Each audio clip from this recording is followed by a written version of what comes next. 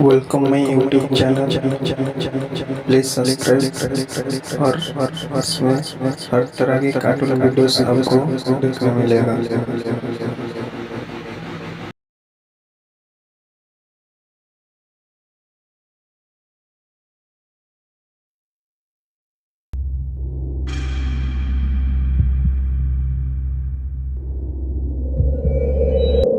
इस कथा के लेखक हैं Dheeraj Kumar Salunke. Auto driver bathroom में फंस गया था। वह डर के मारे पीछे हटने लगा। तभी उसके पैरों को कुछ लगा।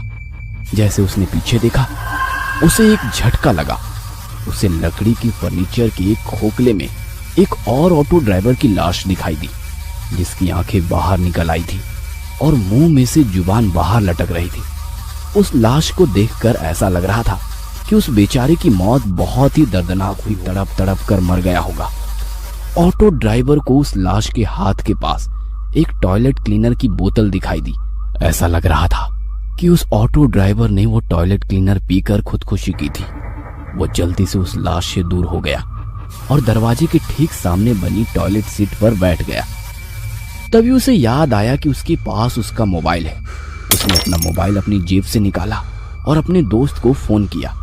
जैसे ही उसने फोन उठाया, रिक्शा वाले ने रोना शुरू कर दिया। राजू, मुझे बचाओ।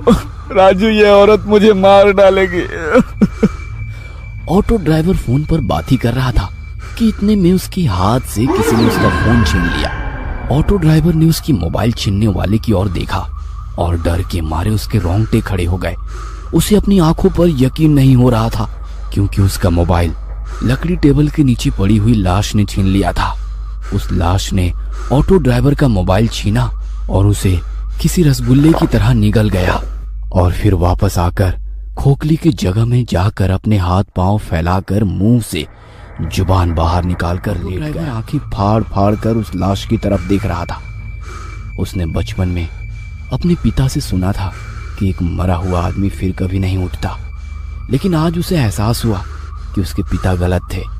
उसके मन में ख्याल आया, क्या इन्हीं जीवों को भूत कहते हैं? भूत तो वही होते हैं ना, जो मरकर भी उठते हैं, चलते हैं, रात को यहाँ वहां घूमते हैं। उस मुर्दे को उठते देखकर ऑटो ड्राइवर की आंखें सफेद पड़ चुकी थी।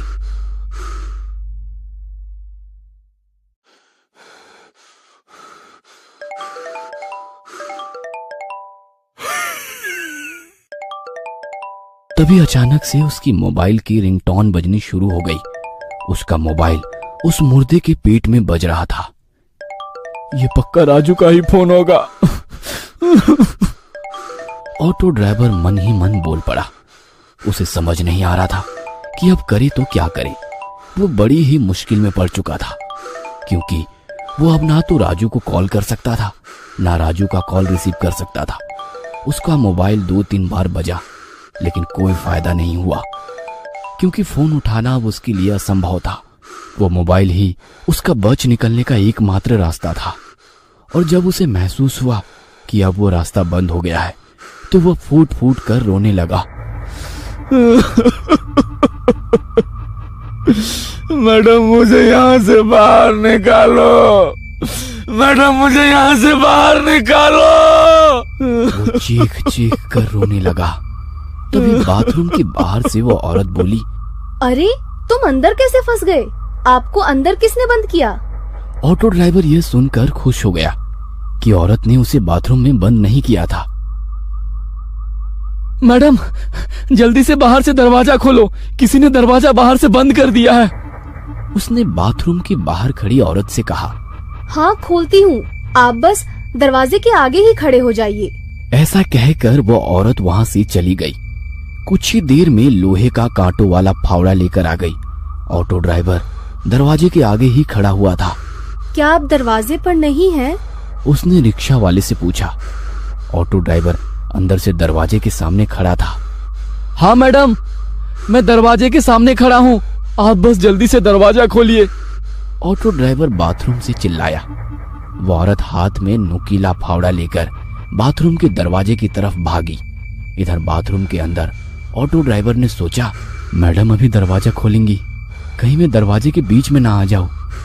इसलिए वो दरवाजे के किनारे पर चला गया और जैसे ही दरवाजे से बाजू हटा उसी वक्त वो लोहे का नुकीला फावड़ा दरवाजे के आर पार हो गया।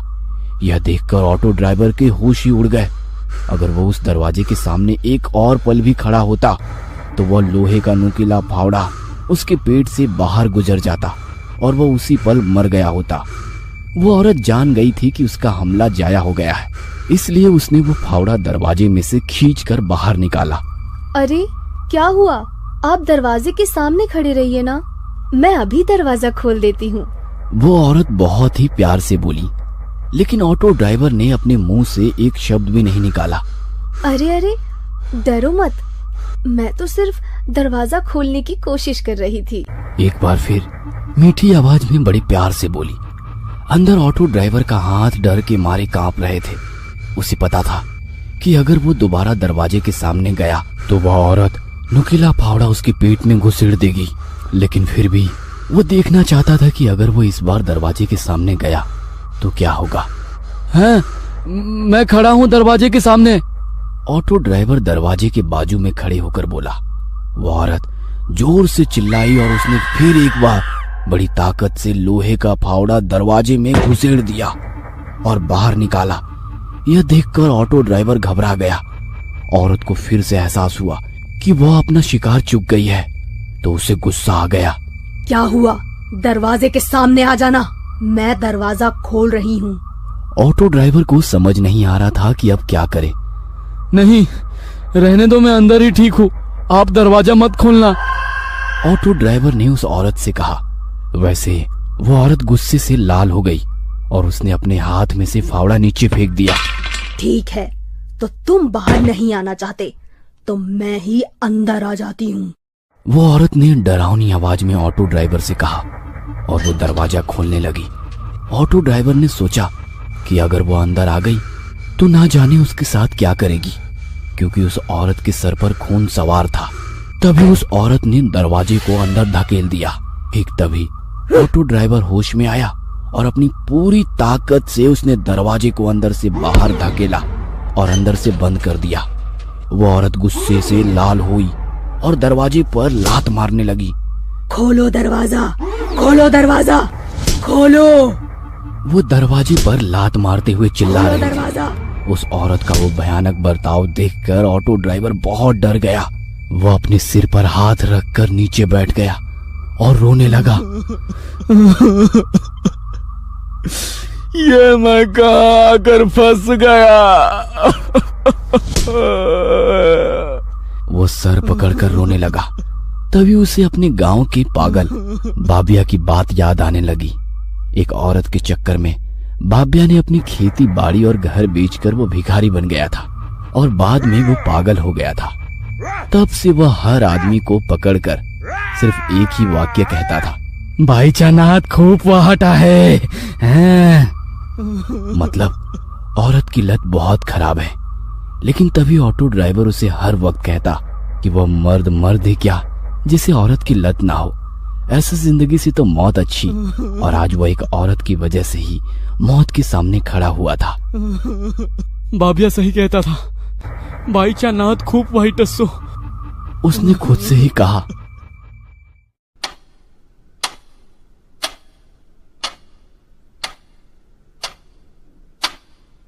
वो टॉयलेट सीट पर अपना सिर रखकर सोच रहा था। इतने में उसे एक ऑटो की आवाज सुनाई दी। उस घर के सामने एक ऑटो आकर खड़ा हो गया था। उसे पता चल गया था कि वो उसका दोस्त राजू ही था जो ऑटो में आया था। राजू, तू आ गया है। वो उठकर जोर जोर से राजू का नाम लेकर चिल्लाने लगा। राजू, राजू, मैं इस घर में हूँ। इस औरत ने मुझे बाथरूम में कैद कर दिया है। राजू, राजू। तभी उस औरत ने दरवाजे पर जोर से लात मारी। चुप बैठ, वरना तेरे मुंह में फावड़ा घुसेड़ दूंगी, उसने रिक्शा वाले से कहा। नहीं, चुप बैठूंगा। ऑटो ड्राइवर थोड़ी हिम्मत दिखाते हुए बोला। तभी उस औरत ने जोर से दरवाजे पर लात मारना शुरू कर दिया। ऐसा लग रहा था कि जैसे दरवाजा टूटने ही वाला है। ऑटो ड्राइवर बहुत डर गया था। तभी घर की डोरबेल बजी। वैसे ही औरत शांत हो गई और ऑटो ड्राइवर राजू राजू कहकर चिल्लाने लगा। जरा रुको, हाँ, मैं बस 1 मिनट में आई। वो औरत मीठी आवाज में चिल्लाई और दरवाजा खोलने के लिए वहां से चली गई। ऑटो ड्राइवर बाथरूम के दरवाजे पर आ गया। दरवाजे में लोहे का फावड़ा घुसाने के कारण दरवाजे में छेद हो गए थे। ऑटो ड्राइवर एक छेद से बाहर देखने लगा। बेडरूम में कोई नहीं था। 3-4 मिनट में वो औरत राजू को बेडरूम में ले आई। राजू को देखकर ऑटो ड्राइवर ने चिल्लाना शुरू कर दिया। राजू बचाओ, इस औरत ने मुझे बाथरूम में बंद कर दिया है। राजू! राजू ने ऑटो ड्राइवर की आवाज सुन ली। वो दौड़ता हुआ बाथरूम के दरवाजे पर आया और बोला, रुको, मैं दरवाजा खोलता हूँ। उसने दरवाजा खोलने की कोशिश की, लेकिन वो खुल ही नहीं रहा था। इस औरत को मत छोड़ना राजू, इसने मुझे अंदर बंद कर दिया है। इसने मुझे मारने की कोशिश की है, खलास कर डालो इसको। ऑटो ड्राइवर ने बड़े गुस्से में राजू से ये कहा। यह सुनकर राजू गुस्से से लाल हो गया। उसने अपनी जेब से चाकू निकाला और जोर से चिल्लाया,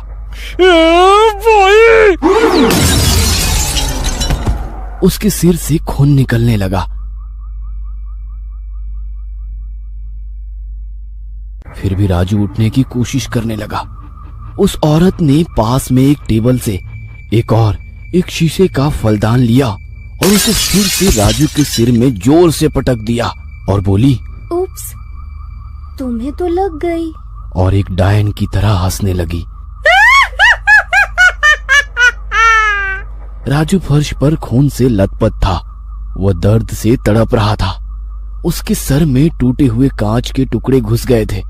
उसके सर में से सफेद फर्श पर खून बहने लगा था। यह देखकर ऑटो ड्राइवर का दिल दहल गया था। वह जोर जोर से रोने लगा और राजू का नाम लेने लगा। राजू, मेरे दोस्त। राजू ही उसके बच निकलने का आखिरी रास्ता था और वो रास्ता अब बंद हो चुका था। वो औरत राजू के बगल में बैठ गई और उसने राजू का सिर अपनी गोद में रख लिया और उसके सिर पर हाथ फेरते हुए वो लोरी गाने लगी। सो जा मेरे राजकुमार, तुम हो मेरा सारा संसार। जब से तुम मुझे मिले, मेरा जीवन हुआ खुशहाल।